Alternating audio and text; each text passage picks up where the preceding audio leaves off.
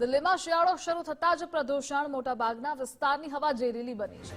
દિલ્હીમાં સતત પ્રદૂષણનું સ્તર વધી રહ્યું છે. એક્યુઆઈનો આંકડો સતત ઉંચકાઈ રહ્યો છે. દિલ્હીનું હવામાન આજે ખતરનાક શ્રેણીમાં પહોંચી ગયું છે. અનેક વિસ્તારોમાં એક્યુઆઈ 450ને પાર પહોંચ્યું છે. આનંદ વિહાર એક્યુઆઈ 458 છે, જ્યારે અશોક વિહારમાં 466 એક્યુઆઈ પહોંચ્યો છે. જહાંગીર વિવા એક્યુઆઈ 471 થયું છે.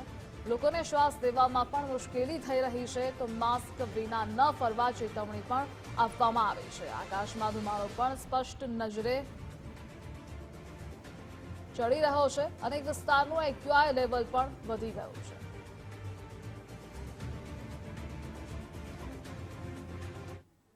શિયાળાની શરૂઆત થતાં જ દેશના અનેક રાજ્યોમાં પ્રદૂષણનું સ્તર વધી રહ્યું છે.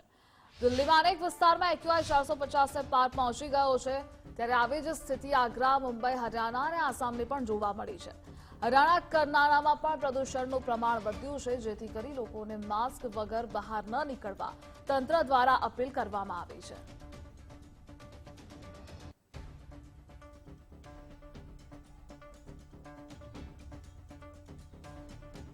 હાલ બુલેટિનમાં બસ આટલું. વધુ સમાચારો માટે આપ જોતા રહો ગુજરાત ફર્સ્ટ.